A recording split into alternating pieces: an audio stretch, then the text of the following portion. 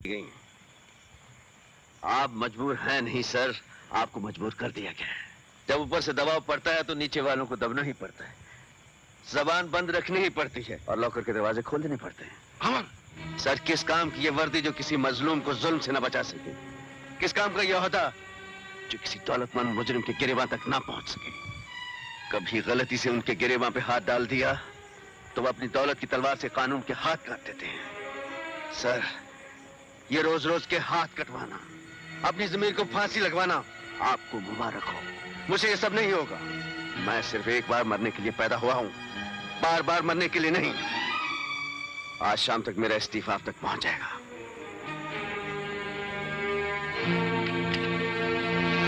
चलिए जगन भाई, आपका काम तो हो गया। आप पुलिस स्टेशन गए भी, बाहर भी आ गए, लेकिन हमने आपको लॉकअप के अंदर की हवा तक नहीं सूंघने दी। अब जरा मेरी जेब के पोलिंग बूथ में आपका वोट पड़ जाए तो जिंदगी के इलेक्शन का मजा आए। थैंक यू, शुक्रिया, धन्यवाद। जगन भाई, आप इतने खामोश क्यों? चंपकलाल जी,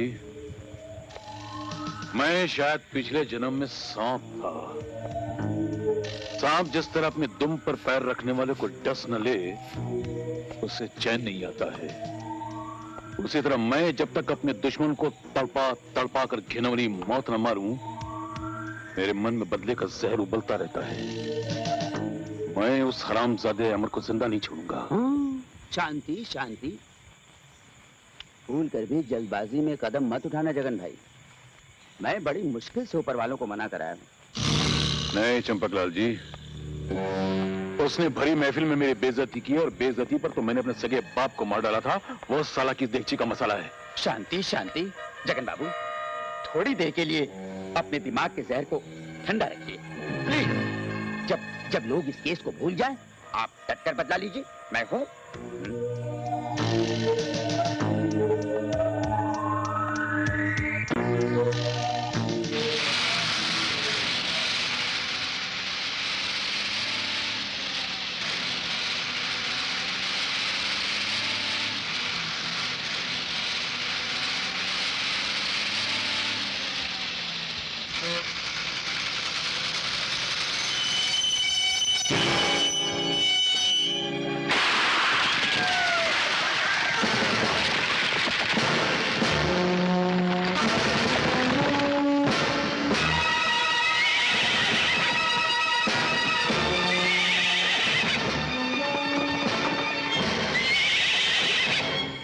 हरगिज़ नहीं होने दूंगा। शेरा की धमकी के मुताबिक अगर उन 25 कैदियों को रिहा नहीं किया गया तो वो बस के तमाम मुसाफिरों को एक एक करके खत्म कर देगा। अगर हमने उन कैदियों को आजाद कर दिया तो वो खतरनाक मुजरिम न जाने कितने मासूमों के खून से जमीन को रंग देंगे। हमें उनसे मिलने क्यों नहीं देते? प्लीज हमें जाने दीजिए। हमें जाने दीजिए। सुनिए, मैं आप लोगों के जज्बात को समझता हूँ और ये भी जानता हूँ कि ऐसे मौके पर आप तो क्या, दुनिया का कोई इंसान खामोश नहीं बैठ सकता। लेकिन आपने उन डाकुओं को पकड़ने के लिए अभी तक किया क्या है? आप लोगों के रिश्तेदारों को बचाने के लिए हम कोई कसर बाकी नहीं छोड़ेंगे। लेकिन हम आपकी झूठी तसल्लियों से चुप बैठने वाले नहीं हैं। चिल्लाने और शोर मचाने से कुछ नहीं होगा। मेरी आप सबसे दरख्वास्त है कि आप सब मिलकर हमारा साथ दीजिए। मैं वादा करता हूं कि बहुत जल्द बस के मुसाफिरों को सही सलामत अपने अपने घर पहुंचा दिया जाएगा। शेरा ने ये ऐलान किया है कि अगर उसके 25 साथियों को रिहा न किया गया तो वो एक एक करके अगवा किए हुए सारे लोगों के टुकड़े टुकड़े करवा देगा। भाई वाह, क्या धमकी है। सरकार को हिलाने का काम जो बड़े बड़े अपोजिशन लीडर नहीं कर सके, शेरा ने कर दिखाया। ये प्लान अकेले शेरा का नहीं था, इस नाचीज का भी था। ओ, दिमाग की ताकत हमारी थी, बाजू की ताकत शेरा की। जी वो तो है। हुजूर की अक्ल के कदमों पर तो बड़े बड़े पहाड़ तक सर झुकाते हैं। अब देखिएगा ये सरकार कागज की कश्ती की तरह कैसे डगमगा जाती है। यहाँ एक बच्चा या औरत मारी गई और वहाँ सरकार ने घबरा कर फौरन उन 25 कैदियों को छोड़ दिया। पर जगन से आप उन 25 कैदियों का करेंगे क्या? हंगामे, दंगे, फसाद। उन कैदियों को देश के कोने कोने में भेजेंगे, फिर धर्म के नाम पर, मजहब के नाम पर, सियासत के नाम पर इतने हंगामे कराएंगे कि ये सरकार हिल कर रह जाएगी। जगन से आप इतने बड़े हंगामे तो मत करवाइए। कहीं ऐसा ना हो कि बलवे की आग हमारे दामन तक पहुंच जाए। आग हमारे दामन तक न पहुंचे इसीलिए तो आपको रखा है। हम आग लगाते जाएंगे, आप बुझाते जाइएगा। हाँ?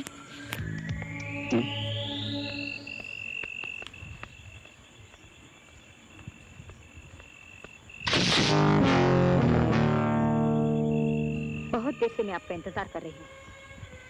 आप मेरा इंतजार कर रही थी? कहिए क्या बात है? बैठिए, बताती हूँ। बैठूं? डरिए मत, मैं आपको कहीं भगा कर नहीं ले जाऊंगी। जी हम डरते तो कभी किसी से नहीं। लीजिए बैठ गए, बताइए जाना कहाँ है?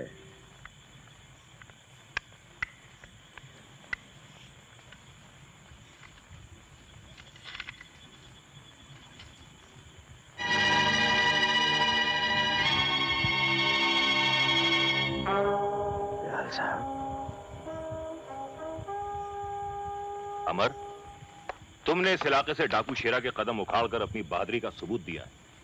सर, डाकू शेरा के कदम पूरी तरह उखड़े नहीं, क्योंकि शेरा सिर्फ डाकू ही नहीं, बहुत बड़ा टेररिस्ट भी है। और आप अच्छी तरह जानते हैं कि हर टेररिस्ट के पीछे किसी न किसी बड़े आदमी का हाथ जरूर होता है। और सबसे पहले मुझे उस आदमी के हाथ काटने हैं। तुम्हें किसी पर शक है? शक तो है सर, लेकिन सबूत नहीं मिल रहा। कौन है वो? जगन सेठ। जगन सेठ बहुत बड़ा दौलतमंद है ना, इसलिए उसने दौलत की चादर के नीचे अपने गुनाहों को दफन कर रखा है। मुझे उम्मीद है कि एक न एक दिन तुम उसके खिलाफ सबूत जरूर ढूंढ निकालोगे। I need your good wishes sir. All the best. Thank you sir. उसे कुचल के रख दो।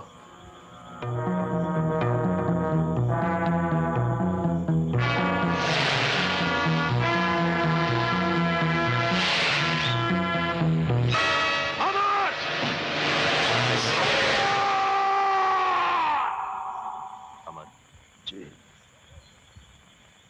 क्या सोच रहे हो? जी, सोच रहा हूं मेरी जान बचाने के लिए आपने अपने पैर गंवा दिए और सच्चाई के रास्ते पर चलते हुए मैंने अपनी वर्दी गंवा दी। नतीजा क्या निकला? कुछ भी नहीं। जुल्म भी वैसे ही जिंदा है और जालिम भी वैसे ही जिंदा है। इसीलिए मैंने तुम्हें यहां बुलाया। आप हुक्म कीजिए, आपके लिए मेरी जान हाजिर है। अमर, मेरी पोती। जी दयाल साहब, क्या कह रहे हैं? क्या हुआ आपकी पोती को? मैं बताती हूँ साहब। सीमा अपनी एक सहेली की शादी अटेंड करने बस में बेंगलोर जा रही थी। अचानक रास्ते में डाकुओं ने हमला किया और बस में बैठे हुए तमाम लोगों को अगवा करके ले गए। अगवा कर लिया? किसने? शेरा ने। शेरा डाकू?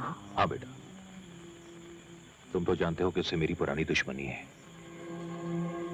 अगर उसे ये पता चला कि सीमा मेरी पोती है तो पता नहीं वो उसके साथ क्या सुलूक करेगा।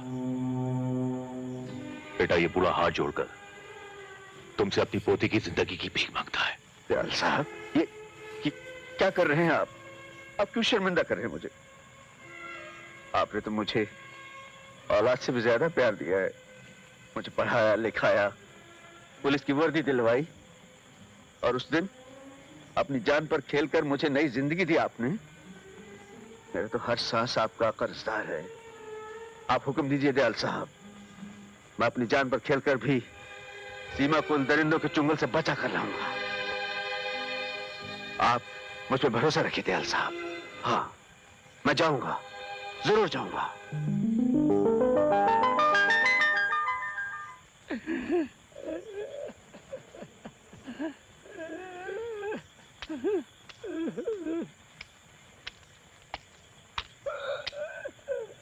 क्या हुआ बाबा? बच्चों की याद आ गई है बेटी। न जाने वो लोग किस हाल में होंगे। मेरे सिवा इस दुनिया में उनका कोई भी नहीं है। कोई भी नहीं है, कोई भी नहीं है। धीरज रखो बाबा, सब ठीक हो जाएगा। और भी मेरे दादा दयाल तो पुलिस कमिश्नर रह चुके हैं। उनकी इस डाकू शेरा से बहुत पुरानी दुश्मनी है। जब उन्हें मालूम पड़ेगा इस डाकू ने उनकी पोती को उठा लिया है तो हमें बचाने के लिए जरूर कुछ ना कुछ करेंगे। सच बेटी? हाँ बाबा, लेकिन मैं उनकी पोती हूँ, इस बात का किसी को पता ना चले। आधा वर्ष। जीते रहो बेटा। कैसे आना हुआ? खैरियत तो है? रहीम चाचा, जब मैं पुलिस ऑफिसर था, आपने कानून के दुश्मनों के नाम और पते बताकर मेरी बहुत मदद की थी। आज मैं एक कड़े इम्तिहान से गुजरा हूं। मुझे आपकी मदद चाहिए। हुक्म करो बेटा। मुझे कासिम अली और करण का पता चाहिए। करण के बारे में तो फिलहाल कुछ खबर नहीं है। अलबत्ता कासिम अली कहाँ होगा ये मैं जानता हूँ। कहाँ होगा इस वक्त?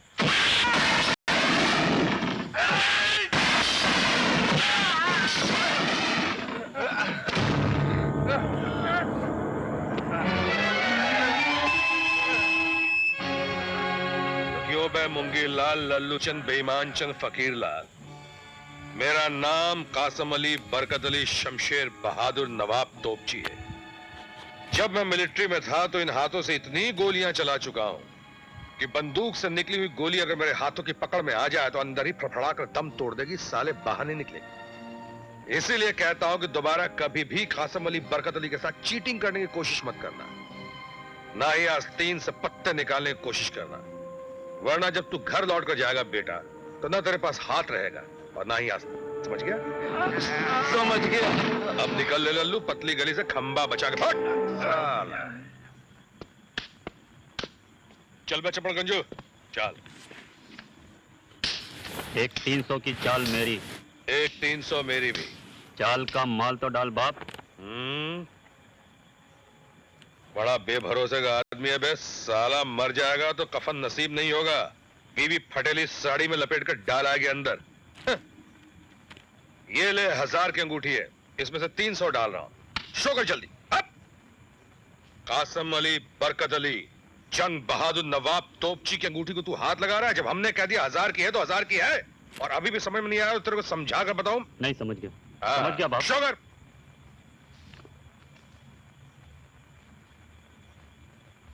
गुलाम बेगम बादशाह।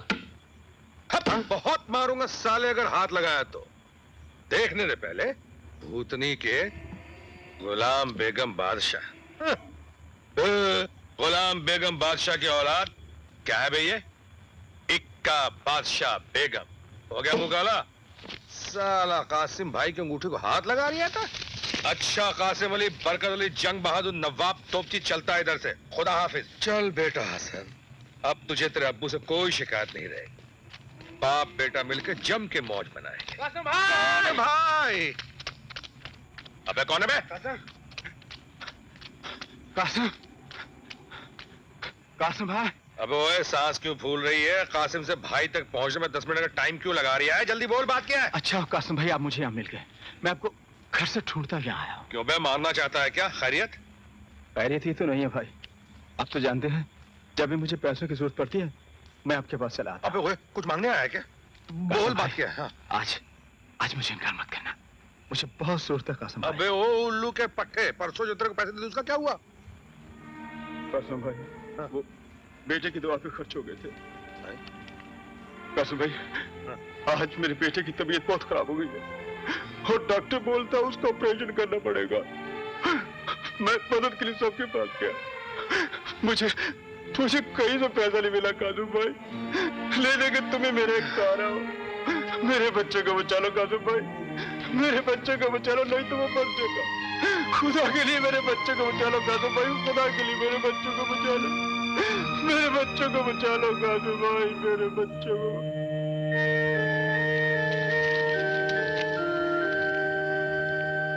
बहुत बहुत शुक्रिया कासिम भाई, बहुत बहुत शुक्रिया कासिम भाई, बहुत बहुत शुक्रिया।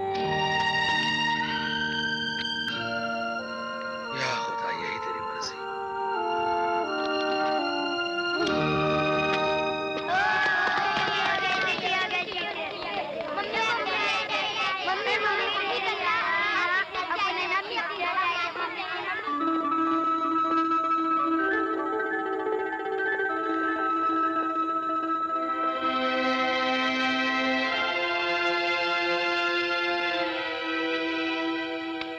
आदाब अर्ज है बड़े मियां, आदाब अर्ज।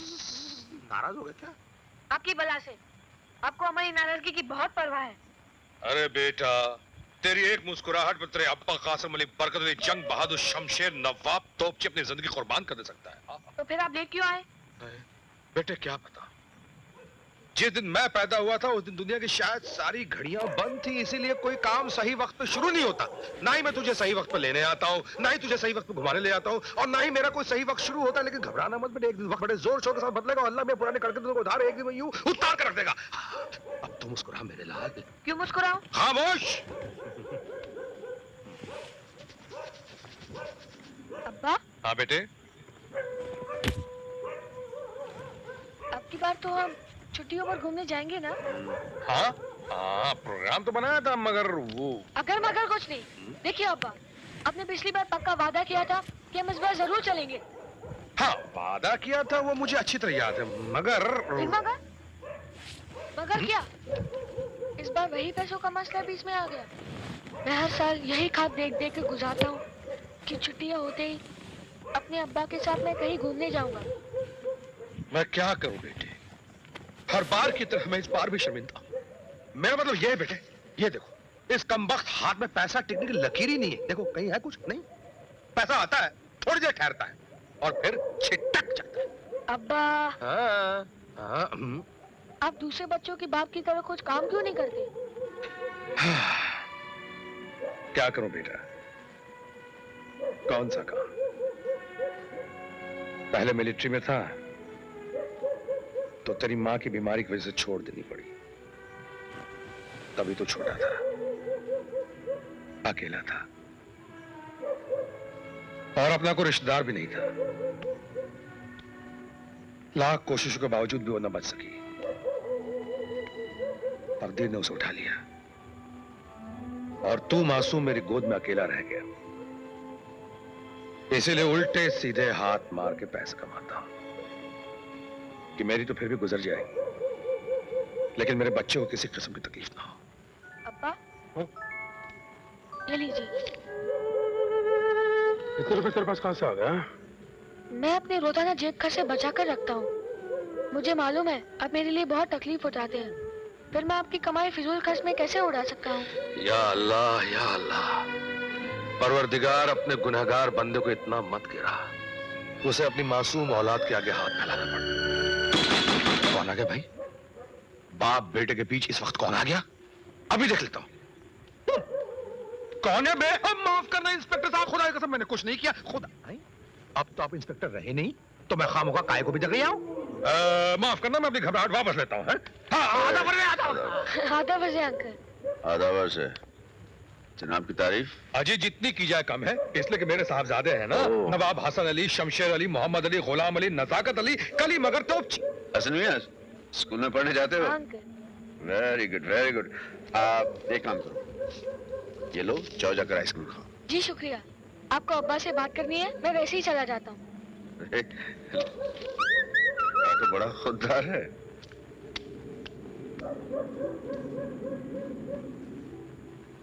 हाँ तो फरमाइए। 1 लाख रुपया कमाना चाहते हो? 1 लाख? हाँ, काम जरा खतरनाक है। अरे काम की तो माँ।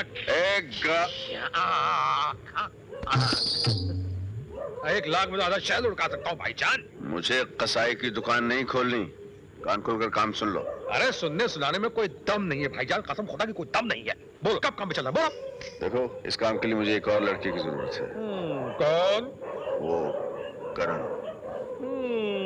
वो मंकी ब्रांड यानी बंदर छाप अंग्रेज की औलाद, जो देखने में अंग्रेज फांदेबाजी में चंगेज। मिला लो, बुला लो, हमें कोई एतराज नहीं भाईजान। लेकिन एक बात का ख्याल रखना, छोरा बहुत हरामी है। सवेरे से लेकर रात तक साले का सिर्फ एक ही चक्कर रहता है।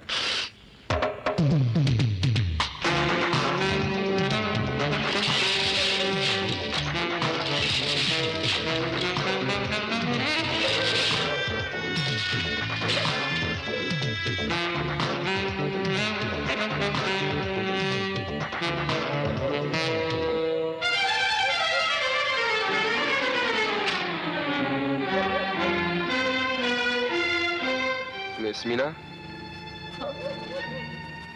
पैकेट लाए हो? हाँ। तो जल्दी दो ना। दे रहा हूँ मिस मीना, दे रहा हूँ।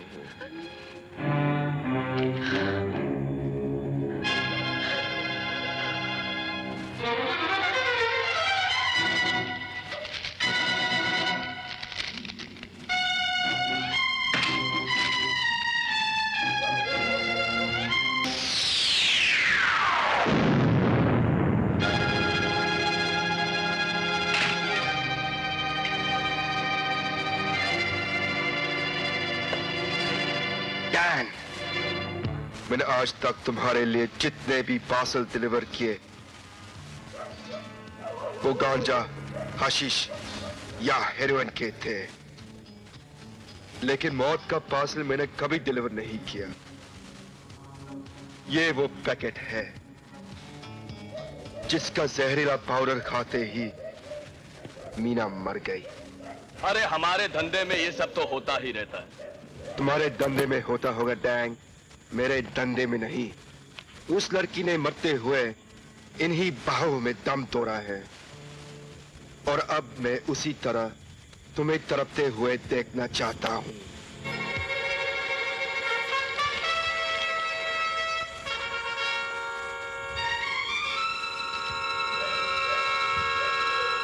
खाओ इसे।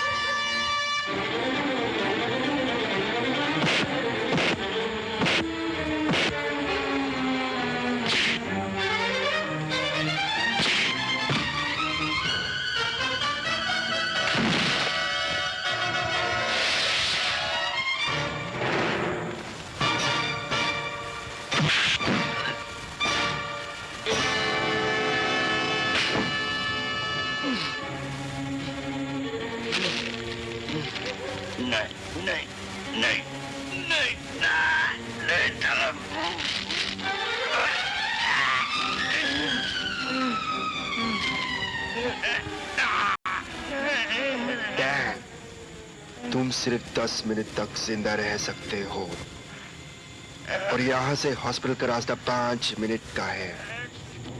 अपने आप को बचा सकते हो तो बचा लो।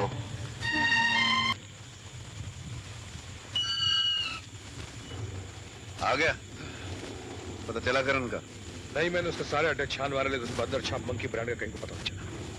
हाँ, इतना सुना कि उसने किसी डैंग नाम के आदमी का खून कर दिया है और डैंग के आदमी उसके पीछे पागल कुत्ते की तरह पड़े हुए हैं।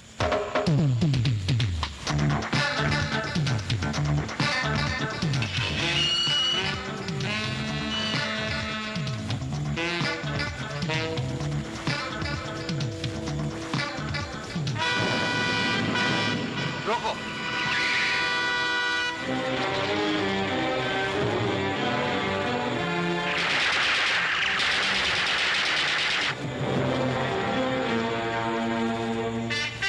तुम नीचे देखो।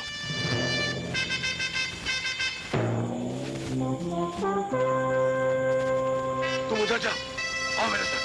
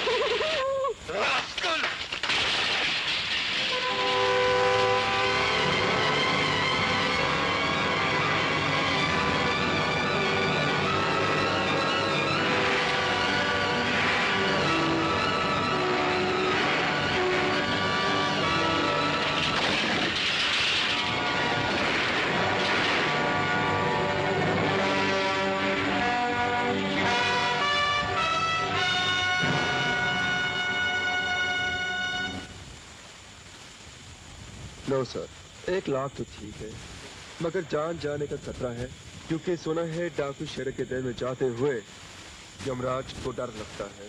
तो अपन क्या है? सॉरी, और कोई काम पड़े तो बुला लेना।